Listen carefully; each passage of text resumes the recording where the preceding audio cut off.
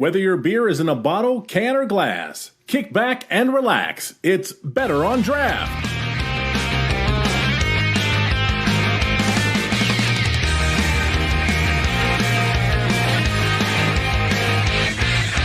Welcome, everyone. This is episode 269, Better on Draft Podcast. My name is Ken. Thank you so much for joining us. I appreciate you spending your Friday nights with us. If you're listening to us via the podcast, obviously you can join us live 7 p.m. Eastern on Facebook.com/Better on Draft. Or if you have a Twitch account, you can go follow us, BOD Podcast, or Twitch.tv/Better on Draft. BetterOnDraft.tv. I had it all mixed up. I've been doing this for over a year now, and I should remember all that stuff. But let's go over and see what everybody is drinking. I'll start with myself. I am continuing this sober October by drinking I've got a Hoplarks hop tea. The tea is silent, so this is a caffeine-free hopped-up tea. The Mosaic hops, and then I also have Ritual Zero Proof Whiskey Alternative with some Diet Vernors in remembrance of Mr. Matt Bush. But let's go through and say hi. Dani, welcome. I appreciate you guest hosting. What are you drinking? I have a big-ass can of Cloud 19 from Brew Detroit. It's my favorite beer. Cloud 19. Wendy, what are you drinking over there? So I went a little old school when I was out shopping. I actually went to get the pink Aquavit from Norden. They released it for this month for breast cancer awareness. Fantastic. I'm so excited to try it. But I found a Kuhnen's White Devil, which is one of my favorite beers as well. Nice. Solid beer choice. And of course, the man out in Arizona, Dan, what do you got over there? I'm holding down the Nick duties till he decides to show up. I've got a White Russian from Sunup. I've got the good old Stolian soda going on. Mixing beer and liquor. It always works out best in the end. Always does. So I wanted to kind of hop back and forth throughout different topics through the day, as I know Nick will probably be showing up here within the next 10 minutes or so once he gets Brody down. With that in mind, going into the news and talking about the news a little bit, I wanted to get your guys' opinion because there is a major news going on with Mikkeller. For those of you that don't know, the Mikkeller Beer Celebration in Copenhagen is going to be at the end of this month, but they're going to have a lot fewer breweries than they had planned just a month ago, with nearly 3,500 people already planning to attend. Breweries from all over the world have been dropping due to the allegations of sexual assault, discrimination, and bullying. 3 women from the San Diego taproom and 1 from the Copenhagen taproom have claimed that the organization did not have any human resource policies, and that both Mikkeller and COO Jacob Gran Alsing actively participated or didn't do anything about it while knowing. Dani, I'm getting reverb on. I need you to mute while we're chatting. Sorry to call you out, but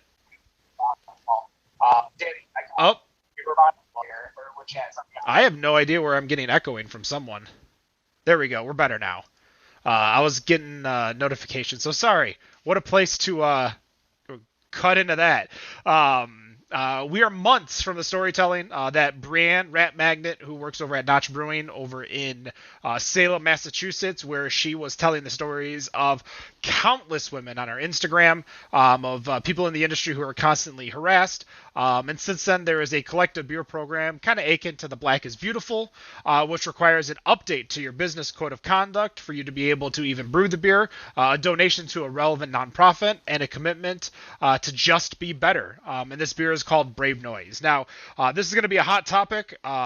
There is probably going to be a lot of discussions back and forth, so I am going to open up the floor here in just a moment, but a lot of dark corners of the industry are having lights shined on them. A lot of people in the industry kind of knew and just accepted it as part of the industry, whereas other people are like, no, we need to end this.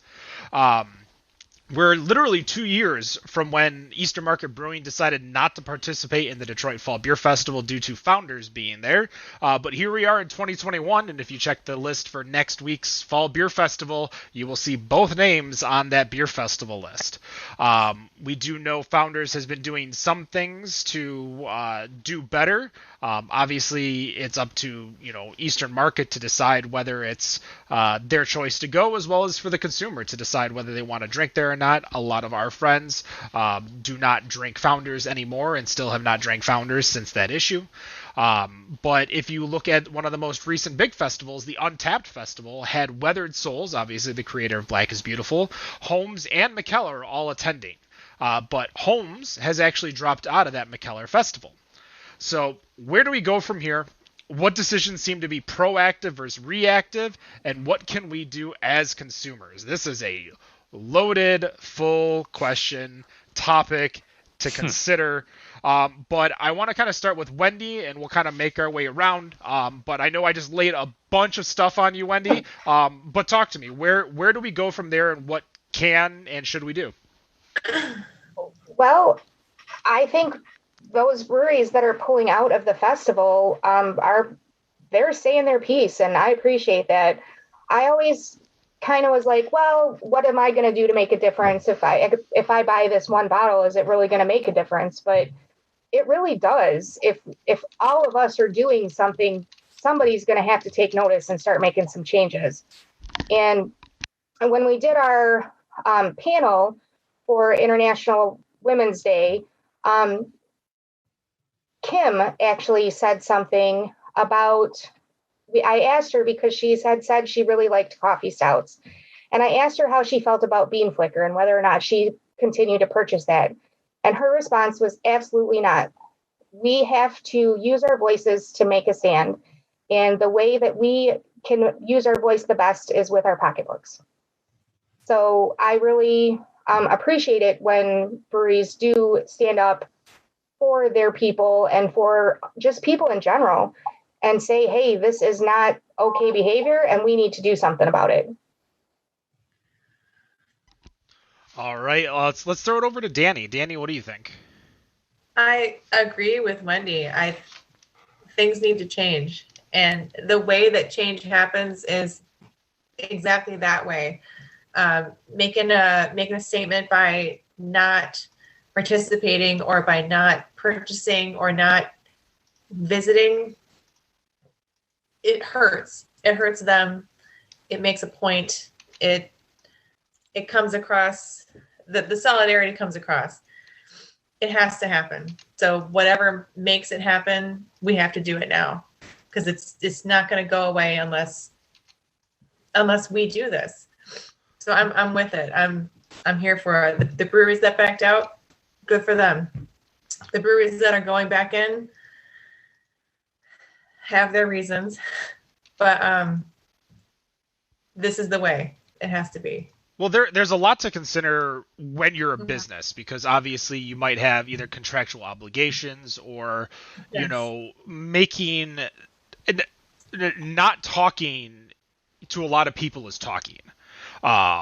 You're saying a lot by not saying anything. And with Brave Noise, obviously a beer that was brewed, the most recent release that I'm aware of is at Eastern Market, but I believe Northern United did it. I don't know what brewery they're releasing it at. I know Rarebird did. There's a few others. You can go to the website. I think it's bravenoise.beer or bravenoisebeer.com, something along there.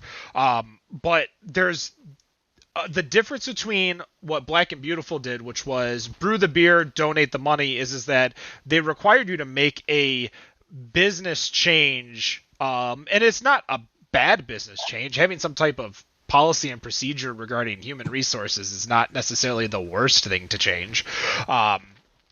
But I kind of want to pass it to Dan. Dan, what, you, Oh boy. you are one who, and not to call you out, but to call you out, you still have drank Founders on this show. Yeah. Nobody has said anything like, oh my God, you're such an asshole or anything like that to you about it. Yeah. Not to my face, at least. Yeah. Wait for the iTunes review. At least make sure it's 5 stars when you call him an asshole. But no, Yeah. I'm interested in your opinion. So honestly, some breweries dropping out of this doesn't really make that big of an impact. AZ Wilderness not going to it. Who's that really going to hurt? If people are still going to this festival, it doesn't really make much of a matter. Cancel culture has gone way too far. It has no impact. No matter what people try to still do here in 2021. I mean, in fact, there are probably people that are going to go now just because it's controversial.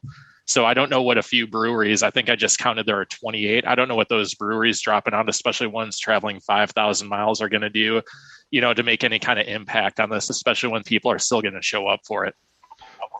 Well, locally, there are Holmes, I believe, was the one that dropped out. I don't know if there's any other breweries that are in the state that were going to the Mikkeller.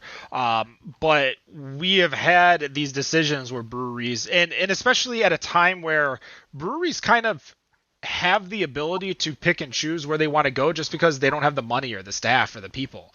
Holmes, Troubadour, Smooge, whatever you want to call them, whatever they're promoting at that day, them not going, we know where Holmes stands socially, so that's not really a surprise.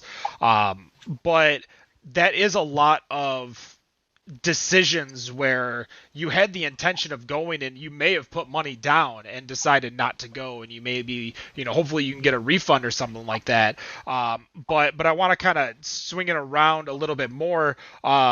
But us as Better on Draft, I want a little outside perspective, so I'm going to go to Dani here. But what do you think, we should do as a show and as a media company? I mean, you're a writer here. You're still part of Better on Draft. You're an outsider to the podcast part. We just bring you back because you're very good at talking. So I'm just curious what you think we can do as a group ourselves. It's a good question. I think you can. I know I put you on the spot. Yeah. I put everyone on the spot. That's the. Short of literally saying, by the way, we're never going to drink X on the show, or we hate Y, which can hurt you in lots of ways. You have to stand by what you believe. So if that is what you're going to do, I'm for it. But I don't know. I mean, you just have to put your support behind the people and the places that are going to be part of this better change, that are going to be part of this, any kind of change, really. You just have to, put your name behind people that are making the world better and not just staying the same, because it's the only way to move things forward. I think that's something that we have so much beer that we can drink, that we really can pick and choose and decide what we want to drink versus what we don't want to drink. I think we have the ability to, for me, not drinking Founders, that still leaves me with, I believe as I updated the map app most recently, 398 other breweries in the state. We're okay. Oh, sorry, 397. There's 2 Founders breweries in Michigan. That's not enough choice. That is a lot of choice. I mean, it's we went to a festival, we hosted a festival, Better on Drafted, this past week over in Utica. And sure, there were some out-of-state breweries over there. We had obviously some AB InBev breweries. Goose Island, I think, was there. Elysian was there. But we also had, this was Arctic Circle's very first festival. Loaded Dice Awesome. was at their festival. So we were able to promote a lot of local craft beer to where, for me, making that decision is easy, but it almost feels like hollow because it's easy. Because it's I don't have to drink Founders anymore. Whatever. Founders was some of my favorite beer. That decision did hurt me at the beginning. If you don't mind me asking, Wendy, when was the last time you drank Founders? What has it been? 2 years now? Okay. And then the follow-up question is when we interviewed Marcus from Weathered Souls, Marcus says that everyone deserves the opportunity for redemption. Now, we know a lot more simply because of the industry that we're in, the people that we know. We know a lot more about what goes on within the inner workings of Founders. We have friends that work at Founders. We know people who work at Founders. We know people who brew, sell, distro. We know bar people who need to have all-day IPA on tap. These are decisions you just can't, make lightly. But do you think you foresee Founders being redeemed in your eyes anytime soon, or is it just it's over and done with, move on? So that's a tough question for me, and actually, it's all personal too. Sorry if I'm right. I'm making sure it's a personal decision for you to make. Yeah, I think it was about a year and a half ago. Was making the decision on whether or not I was going to renew my mug club. And I posted on Facebook just the question, I feel like I want to give them a second chance. I want them to do better. I want them to succeed. I want them to be a company that I want to spend my money at. But I hadn't seen all of the stuff that they promised when all that went down. So I don't see them making the changes. Now, I'm told by friends that I have that work there that they are. But how do I know that if it's not something that's being shown to us? Now, I want to counter something because I feel like it needs to be said, but how do you walk the fine line of doing it without saying it and saying you're doing it? Because you don't want to you don't want to be like, hey, we're doing this, because everyone's response is you're doing this because you did this. Right. But I want to bring it back to Dan, because I know, Dan, you're a very let business be business type person. Let businesses do what you want. The consumer does what they want. But as we continue the conversation, we're going to kind of tie it up here because there's a lot of other topics to talk about, and I don't want to keep putting everyone on the spot and really sensitive topics. But I kind of want to know, what was your sans cancel culture? What was your thoughts about Founders? And obviously you're going to continue to drink them, which is perfectly fine. But what is there a brewery that is something? Could something happen where you'd be like, all right, never mind? Like if they just continued to do the things that they were doing? Ooh, that's a good question. Because when it comes down to that, I mean, I'm not about to try and hurt, which is impossible as one person, but I'm not going to try and hurt hundreds or thousands of people's jobs because of a couple of people. That's insanity.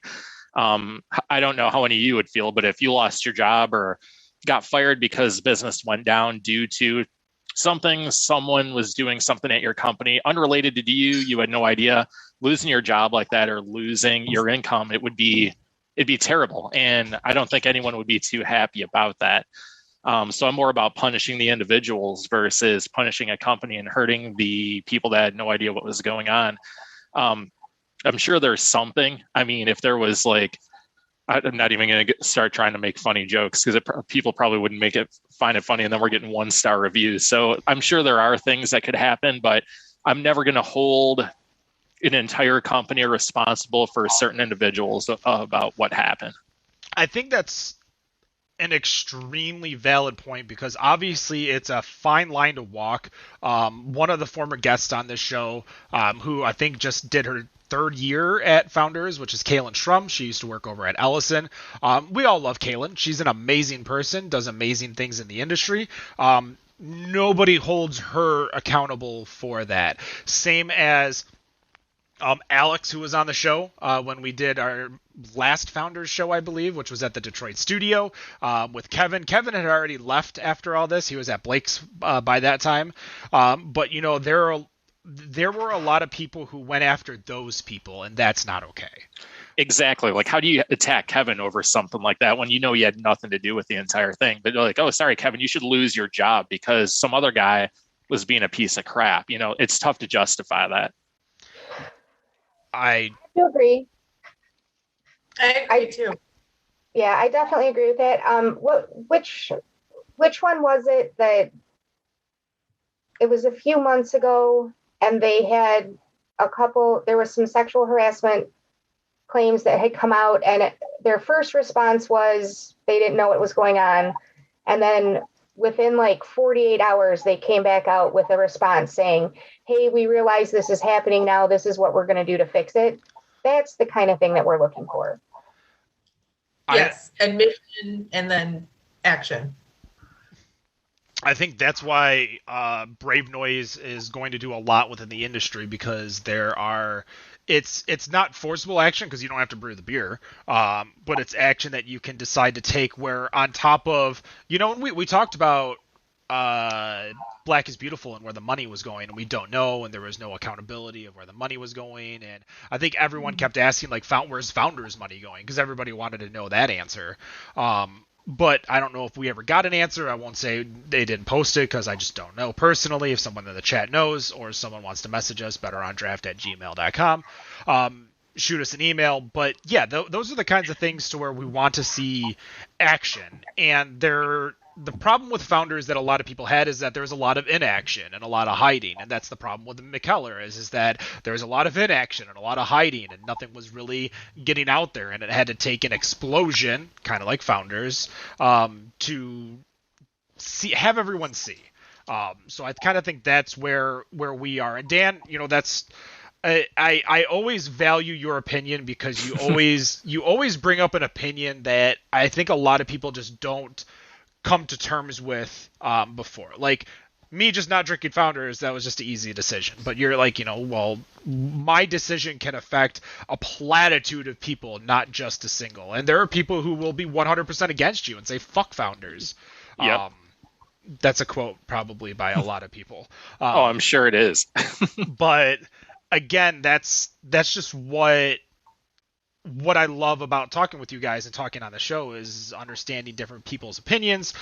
So I appreciate you coming down that hole along with me and discussing all of that. Let's talk about Bad Neighbors.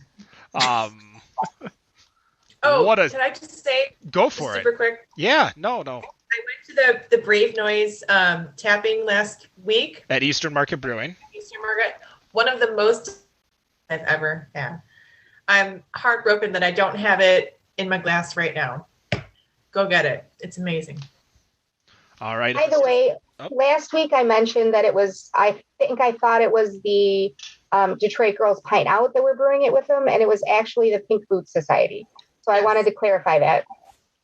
They're awesome. They're incredible women. I love that I'm friends with them. I'm just so happy to know them. It's delicious. There's our corrections for this week. Now, I heard this story, and I wasn't able to get a lot of the information before our show went live last week.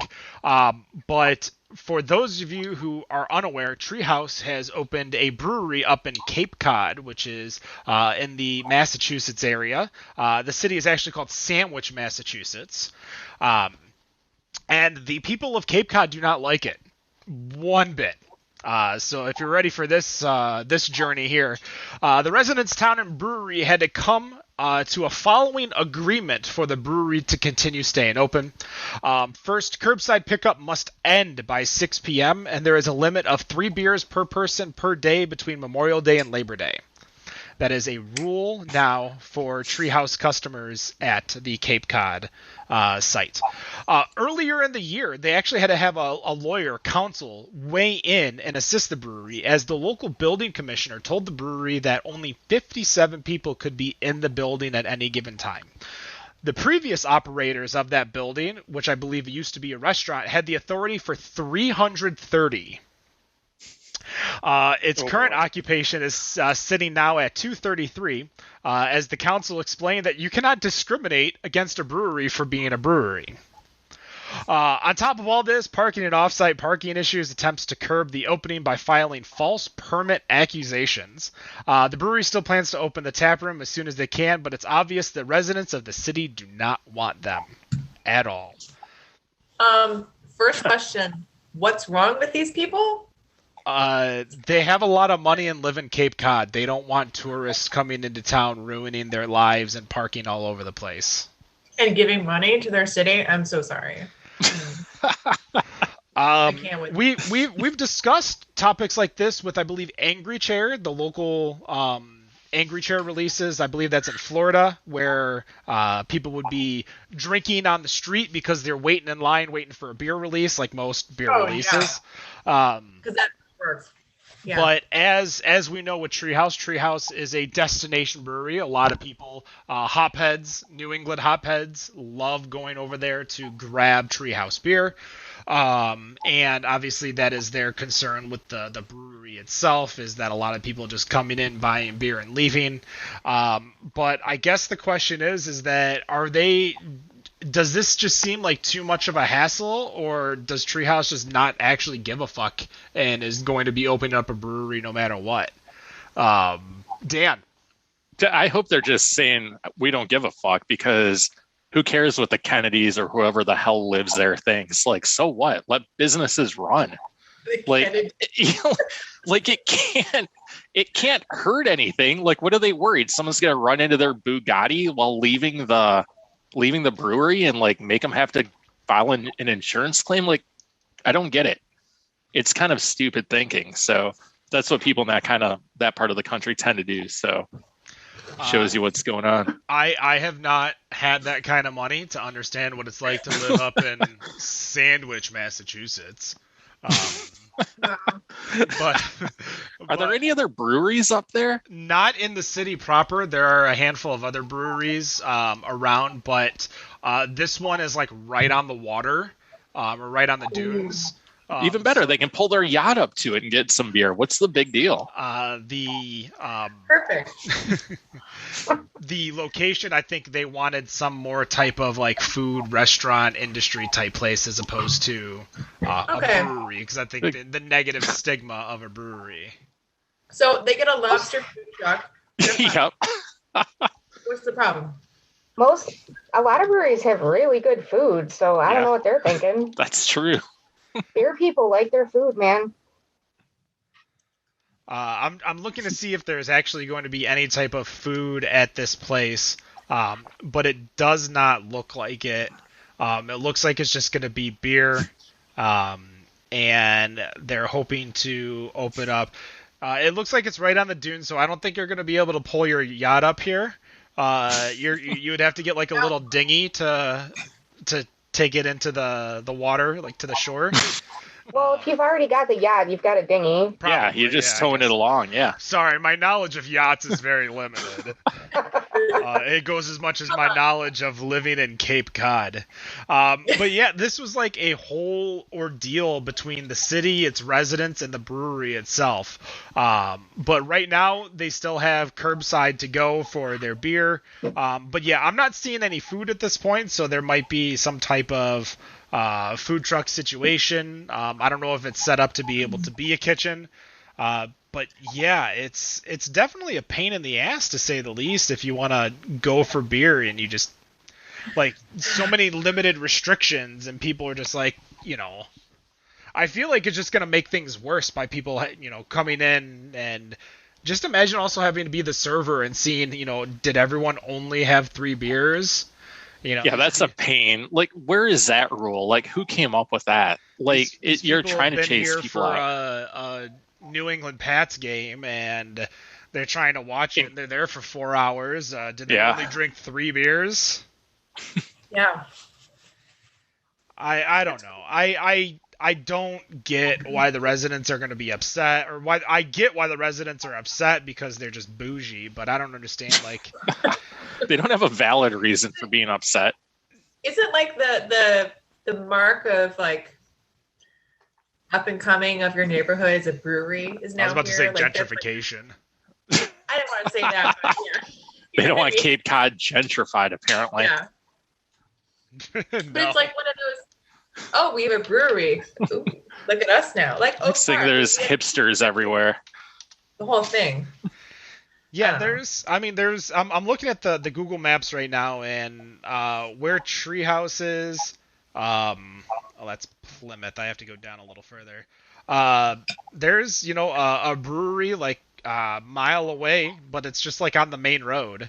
I really just think it's just because it's such a destination brewery and the site is it's definitely looks like it's over in like a residential area, like off the beaten path.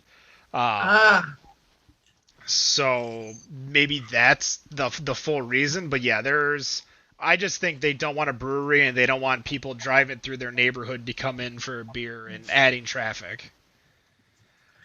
That's it. I mean, there's only so many things you could do. As a brewery or a business owner, I'd be like, I really don't want to deal with you fucks.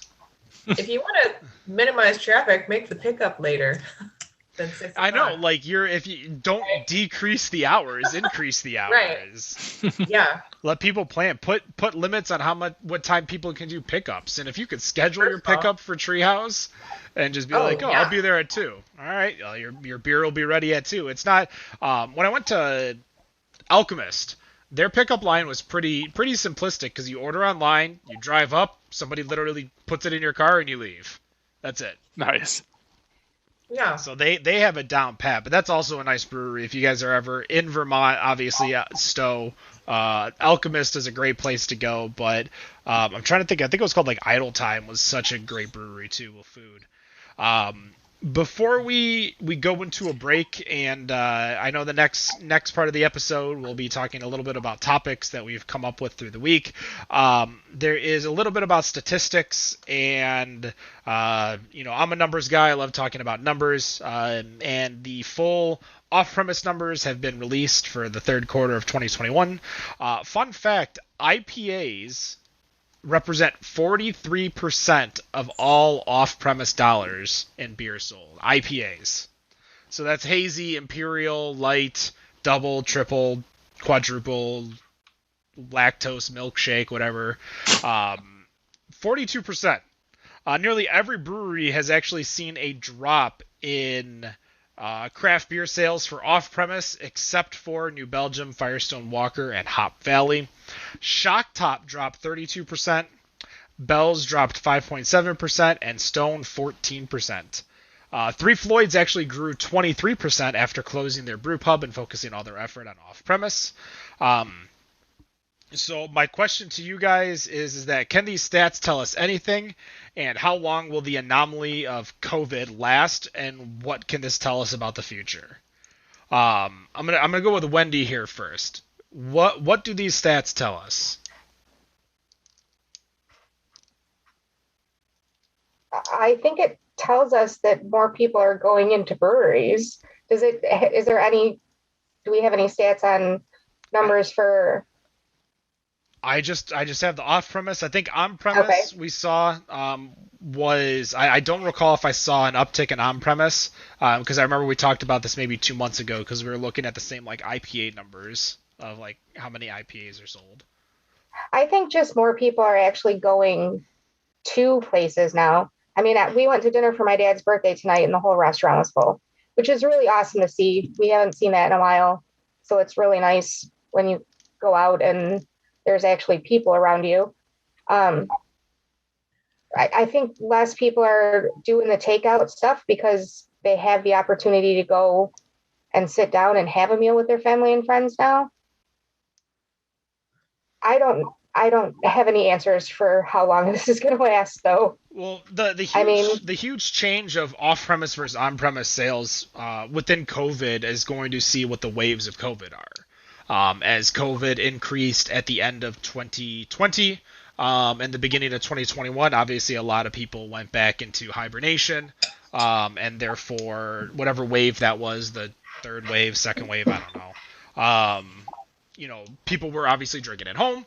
So I think we're going to see these ebbs and flows for the next few years, but I don't know if we can really. I mean, Shock Top dropping 32% is a huge number to me, but I think that's off-premise Shock Top. So that's people who used to drink Shock Top off-premise still not drinking or drinking less Shock Top.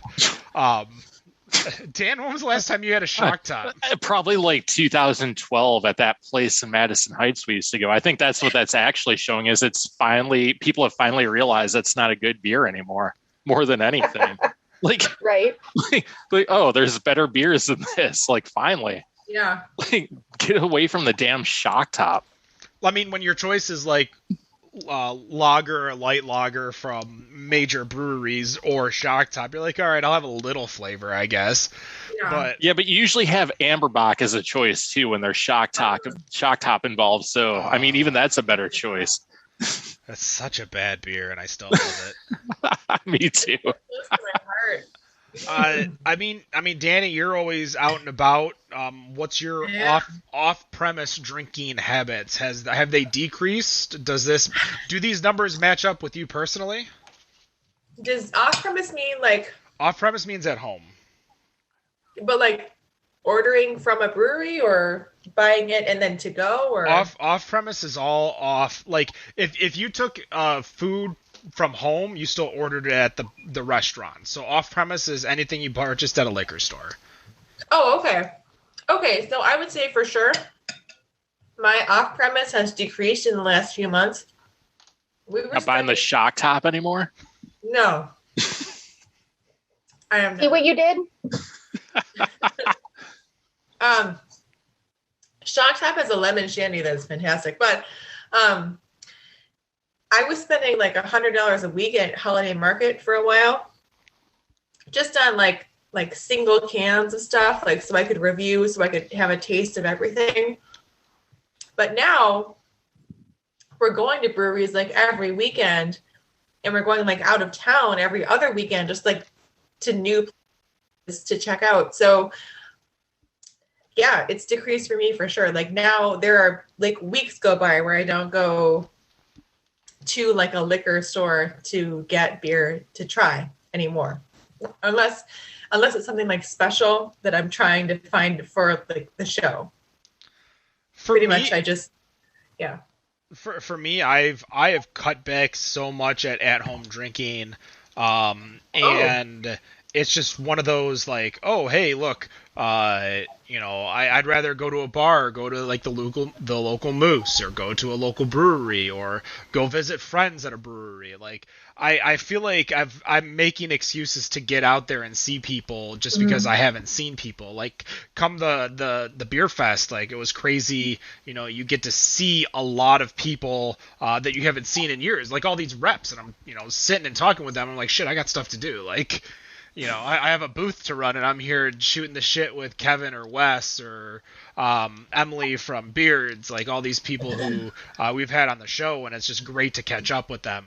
But that's going to do it for the first part of Better on Draft. We will be back in about 10 minutes or so.